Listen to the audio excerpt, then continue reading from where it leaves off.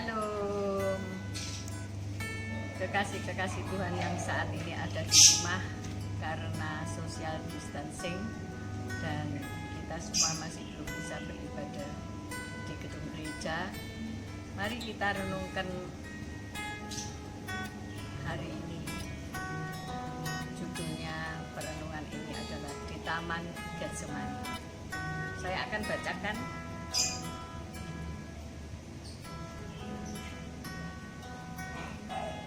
Lukas 22 ayat 39 sampai 46. Lalu pergilah Yesus keluar kota dan sebagaimana biasa ia menuju Bukit Zaitun. Murid-muridnya juga mengikuti dia.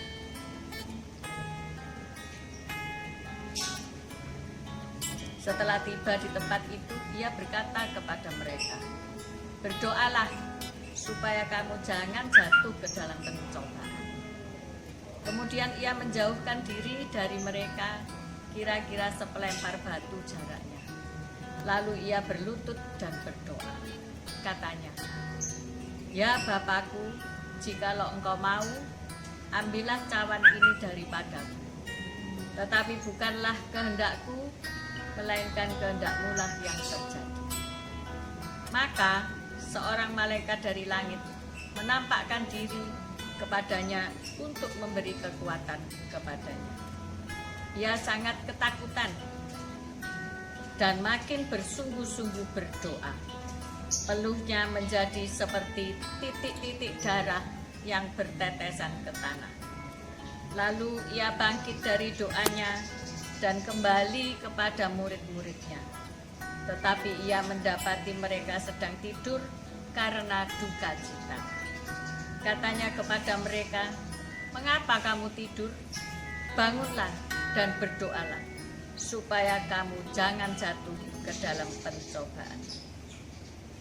Saudara-saudaraku, kekasih-kekasih Tuhan, merenungkan apa yang telah dialami oleh Yesus Kristus Tuhan kita 2000 lebih tahun yang lalu di sebuah taman Getsemani, di mana di bawah pohon zaitun. Ini pohon zaitun, saudara-saudaraku.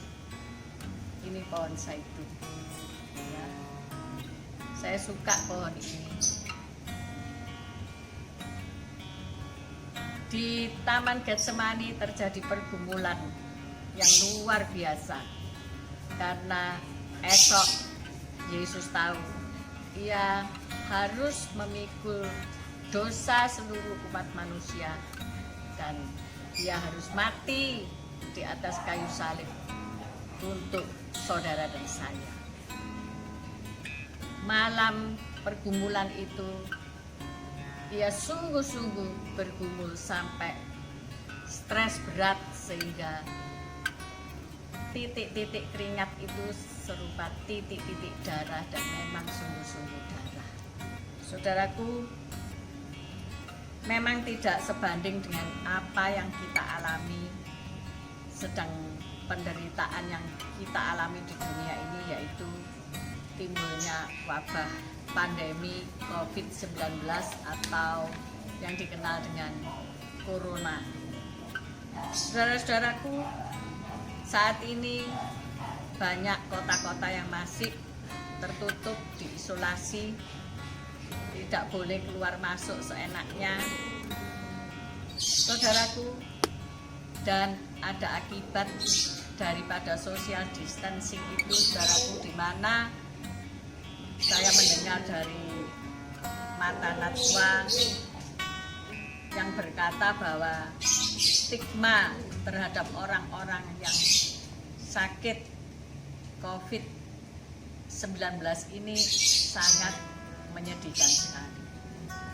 Ada perawat yang sudah berjuang sekuat tenaga menyelamatkan jiwa penderita, tetapi yang diterima adalah penolakan dari rumah kosnya sehingga harus tidur di rumah sakit.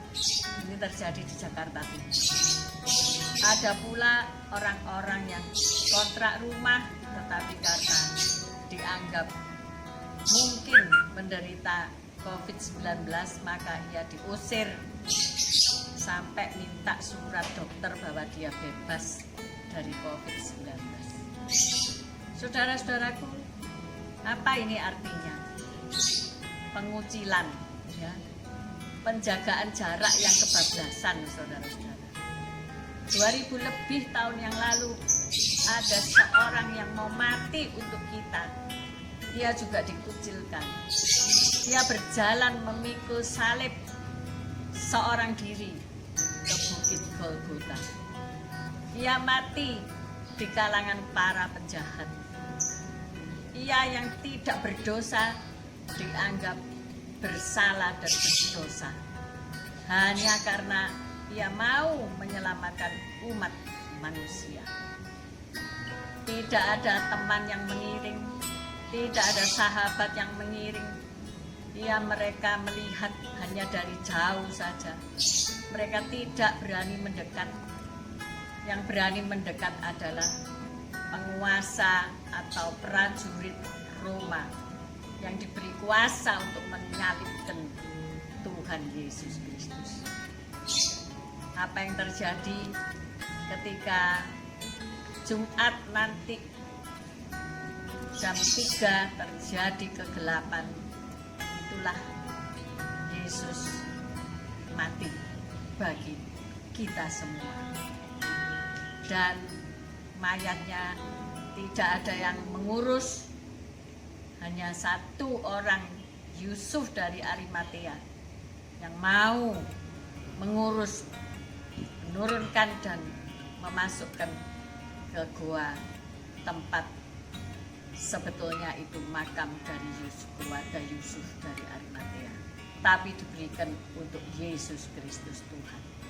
Saudara, saat-saat ini banyak orang yang merasa terasing, disendirikan, tidak dipedulikan, bahkan dijauhi karena dianggap nanti bisa membawa dampak buruk bagi orang-orang yang dekat padanya.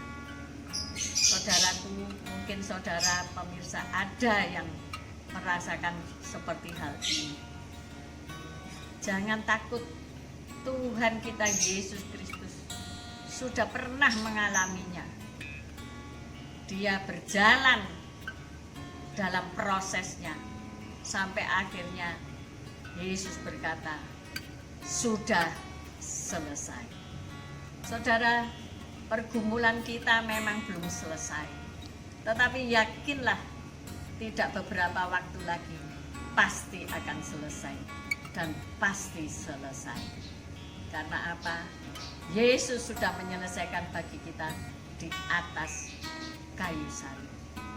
Malam hari ini, mari kita yang sedang bergumul melawan sakit penyakit, melawan keadaan ekonomi yang sedang lemah, melawan diri kita yang mungkin sedang lelah menghadapi semuanya ini.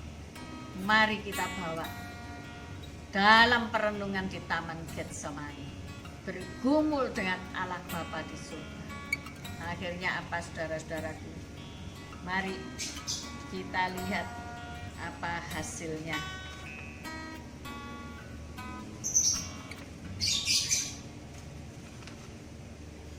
Bawalah pergumulan hidupmu kepada Bapa secara pribadi. Saat kita tidak lagi bisa ibadah bersama secara fisik, mari miliki saat-saat pribadi bersama Yesus. Yakinlah Yesus memberi kekuatan yang baru, karena ia ikut merasakan apa yang kalian rasakan.